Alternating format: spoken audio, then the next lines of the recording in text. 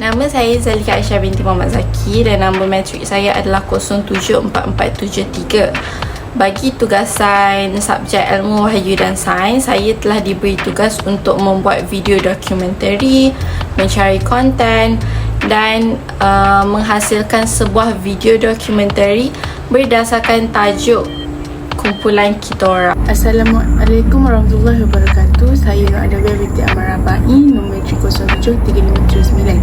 Peranan saya dalam menyiapkan Ilwas ini adalah mencari artikel, media atau fakta yang berkaitan dengan tajuk kumpulan kami, iaitu kejadian lebah dan hikmah penciptaannya berdasarkan Al-Quran dan Hadis. Untuk assignment ini, saya dan Alif bekerjasama dalam mencari info-info penting bagi memastikan info dalam kerja kami adalah info yang betul dan bukanlah rekaan semata. Selain itu, saya juga sedikit sebanyak turut membantu memberi idea dalam penghasilan video dokumentari dan penghasilan poster. Saya juga turut memantau kerja-kerja dalam kumpulan.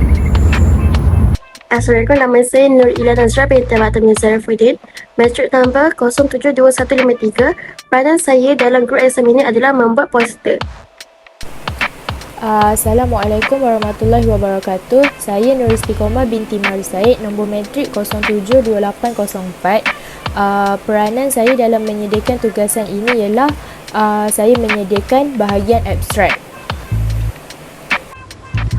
Assalamualaikum. Nama saya Nura Amira binti Muhammad dan nombor matrik saya ialah 072770.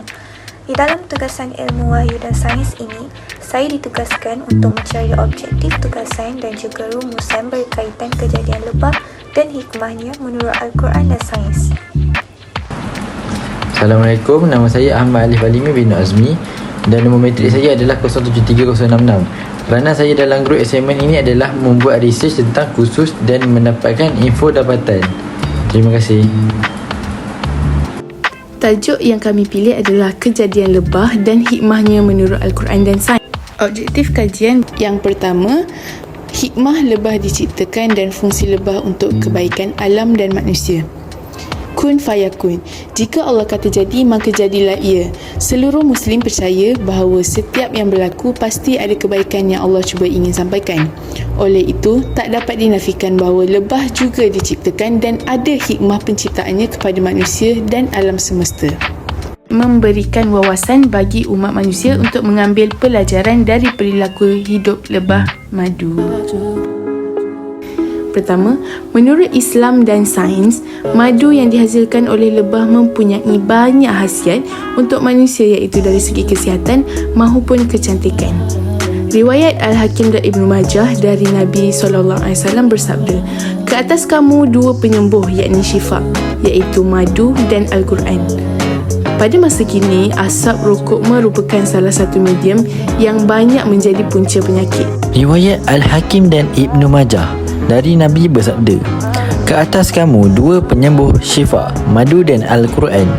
Pada masa kini, asap rokok merupakan salah satu medium yang banyak punca penyakit. Asap rokok dapat menyebabkan gangguan terhadap sel spermatozoa berupa penurunan kualitas spermatozoa.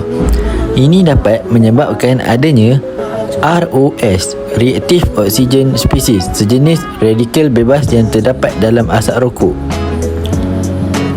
ROS dapat dilemahkan oleh antioksidan. Keistimewaan yang dimiliki oleh lebah patut dijadikan inspirasi bagi seorang mukmin kerana lebah mempunyai pelbagai sifat dan nilai yang dapat dipraktikkan di dalam kehidupan seharian. Rasulullah SAW bersabda yang bermaksud, perumpamaan orang beriman itu bagaikan lebah. Ia makan yang bersih, mengeluarkan sesuatu yang bersih, hinggap di tempat yang bersih dan tidak merosak atau mematahkan. Ahmad Al-Hakim Al-Bazar. Saat lebah hinggap pada bunga, apalagi bunga yang secara kekuatan lebih rapuh daripada lebah, dia tidak akan hinggap sepenuhnya hingga membuat bunga tersebut patah. Lebah akan mengepakkan sayapnya dan mengelilingi bunga tersebut. Rasulullah SAW dengan pernyataan dalam hadis di atas mengisyaratkan agar kita mencontohi sifat positif yang dimiliki oleh lebah. Lebah tidak akan mengambil makanan dari bunga yang masih muda, iaitu belum mekar, dan tidak dari bunga yang di sana sudah ada lebah. Kesimpulannya, menurut para ilmuwan, lebah adalah haiwan yang sangat penting bagi keberlangsungan ekosistem. Selain itu, lebah juga termasuk salah satu binatang istimewa di dalam Al-Quran yang disebut sebagai haiwan yang serbaguna dan memberikan banyak kegunaan bagi manusia mulai awal hidup sehinggalah akhir hidupnya. Ia juga telah diabadikan sebagai nama surah di dalam Al-Quran, iaitu surah An-Nahlu. Lebah mempunyai harga diri dan tidak melakukan kemusnahan jika ia tidak diganggu. Kita disarankan menjadi insan yang baik dan tidak pernah menyakiti orang lain. Seperti mana lebah yang tidak pernah merosakkan apa-apa pun walaupun sekadar ranting pokok.